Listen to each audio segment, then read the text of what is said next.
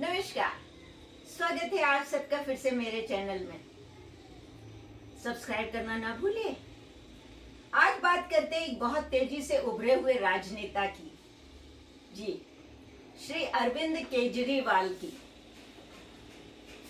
अरविंद केजरीवाल का जन्म एक मध्यवर्गीय परिवार में हुआ था और 10वीं 11वीं में पढ़ने वाले हर छात्र की तरह से वो भी सोचते थे कि वो देश के सर्वोच्च संस्थान IIT से डिग्री लें, और उन्हें ये मौका मिला और उन्होंने भारत के एक बहुत अच्छे IIT खड़गपुर से डिग्री ली। डिग्री लेने के बाद केजरीवाल जी ने कुछ कंपनियों में काम किया और उसके बाद वो भारतीय रेवेन्यू सर्विस में आ गए। लेकिन बड़े आदर्शवादी थे, बड़े तार्किक थे। जो व्यवस्था थी वो उन्हें पसंद नहीं थी और खास तौर से अपने ही विभाग का भ्रष्टाचार देखकर वो बहुत परेशान थे। तो उन्होंने इसके खिलाफ एक मुहिम छेड़ी और उन्होंने एक गैर सरकारी संस्था इंडिया अगेंस्ट करप्शन बनाया। केजरीवाल जी 2005 में एक बहुत बड़ा धरना भ्रष्टाचार के खिलाफ देने आए।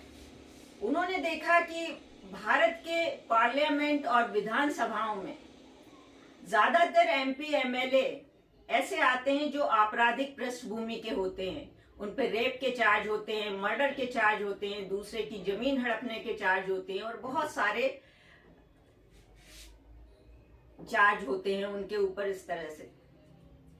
तो उन्होंने कहा कि इनके खिलाफ एक लोकपाल बिल बनना चाहिए और इसके लिए उन्होंने जंतर मंतर पर धरना दिया। लेकिन उस वक्त अरविंद केजरीवाल को कोई नहीं जानता था, तो इसके लिए वो अपने साथ एक बहुत जाने माने समाज सेवी श्री अन्ना हजारे को लेकर आए। अन्ना हजारे का धरना ये बहुत सफल रहा और इससे दो बातें हुई।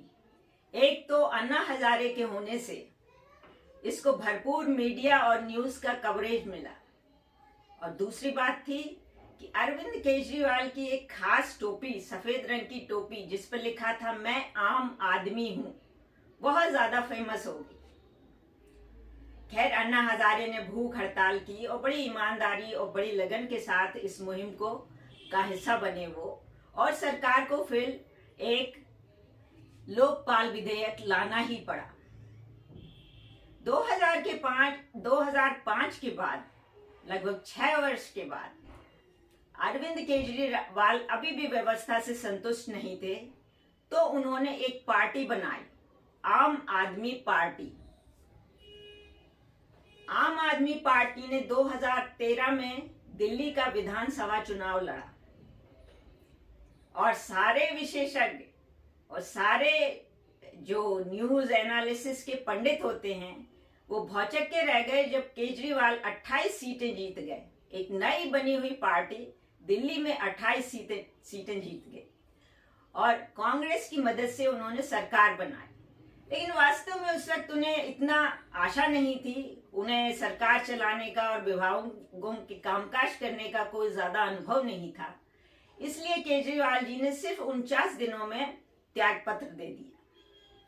लेकिन ये गलती उन्हें बहुत दिनों तक सताती रही और 2015 में जब फिर से दिल्ली के विधानसभा के चुनाव हुए तो उन्होंने माफी मांगी अपने मतदाताओं से और कहा आप हमें अब मौका दीजिए, हम आपके लिए सब कुछ करेंगे।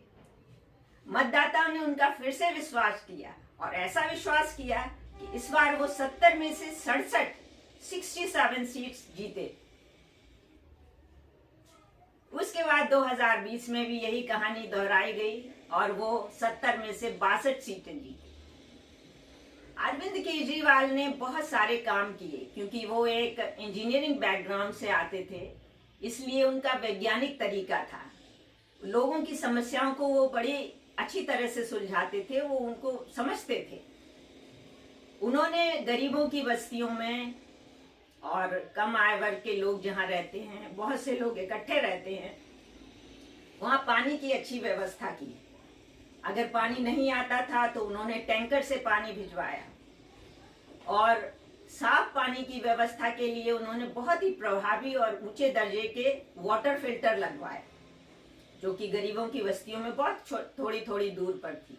उनका एक और बहुत अच्छा कदम रहा कि उन्होंने मोहल्ला क्लिनिक बनाया, जिसमें कि गरीबों की स्वास्थ्य रक्षा हो सके और वो बड़े कम दामों पे या बिना किसी फीस के डॉक्टर की सलाह ले सके। उन्होंने सरकारी अस्पतालों में भी इंफ्रास्ट्रक्चर बहुत अच्छा किया और गरीबों के लिए हर तरह की सर्जरी, हर तरह की टेस्ट की सुविधा की। अरविंद केजरीवाल जी के दो जो और तोहफे उन्होंने अपने वोटर्स को दिए, वो बड़े ज्यादा उनके बारे में बात होती है, उनकी आलोचना होती है। वो एक था फ्री बिजली और फ्री पानी देने की, कुछ यूनिट तक बिजली और कुछ यूनिट तक पानी फ्री देने की। वास्तव में इसके पीछे उनका वैज्ञानिक तर्क है। वो देखते थे कि इतनी ज्यादा बिजली चोरी होती है, इंडस्ट्री चल रही है चोरी की बिजली से। अगर इस सबको प्लग इन कर दिया जाए, सबको मीटर लगा दिए जाए, तो लोगों को कुछ यूनिट बिजली फ्री दी जा सकती है। तो उन्होंने यही किया और आज दिल्ली में अगर किसी के घर में दीवार भी नहीं है तो टाट पट्टी के पर्दे पर भी मीटर लगा हुआ है। इसी तरह से पानी जितना लीक हो रहा था और जितनी बुरी तरह से यूज हो रहा था, बह रहा था जगह जगह, उसको उन्होंने पूरी तरह से बंद कर दिया। आज आप दिल्ली की किसी भी मार्केट में जाइए, आपको कोई नल नहीं मिलेगा, आपको पानी खरीद के पीना पड़ेगा। तो एक वैज्ञानिक तर्क था। फिर भी मैं समझती हूँ कि इतना ज्यादा फ्री बिजली, फ्री पानी की व्यवस्था नहीं करनी चाहिए। थोड़ा सा कुछ तो 50 रुपए 40 रुपए ले लेना चाहिए। पर ठीक है, उनके पास ऐसे साधन थे, उनकी ऐसी सोच थी और उन्होंने इसे बड़े प्रभावी तरीके से किया। केजरीवाल जी का एक जो काम है वो सारी दुनिया में सराहा गया है और वो है कि उन्होंने शिक्षा के क्षेत्र में बहुत अच्छा काम किया। सरकारी स्कूलों में मिलने वाली शिक्षा का जो उन्होंने स्तर बढ़ाया है और जो एक सोच छात्रों के अंदर जागृत की है, वो वाकई बहुत ज्यादा तारीफ के काबिल है। भारत में शिक्षा के निजीकरण के बाद भारतीय शिक्षा का स्तर बहुत खराब हुआ, क्यों जो भी निजी विद्यालय बने हैं, स्कूल बने हैं, कॉलेजेस, यूनिवर्सिटीज बनी हैं, वो या तो व्यवसायियों की हैं और या फिर नेताओं की हैं और उनका चलाने का तरीका प्रॉफिट लेना और इस तरह के काम है। तो छात्रों को रट्टा मार करके अच्छे नंबरों से पास करने वाला एक सिस्टम चला है। उनकी एक सोच बनाना, उनको एक व्यू पॉइंट देना या उनकी विचारधारा विकसित करने का उसमें कोई भी साधन नहीं है।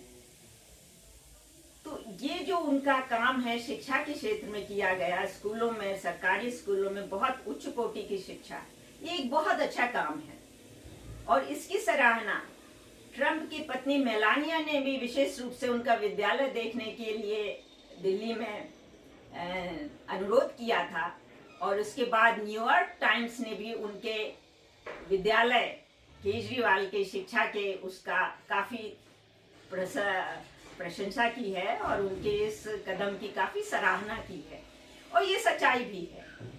तो केजरीवाल एक ऐसे नेता हैं जो बहुत तर्क का, विज्ञान का और थोड़े से आदर्श भी हैं उनके पास। तो वो एक बहुत ही अच्छे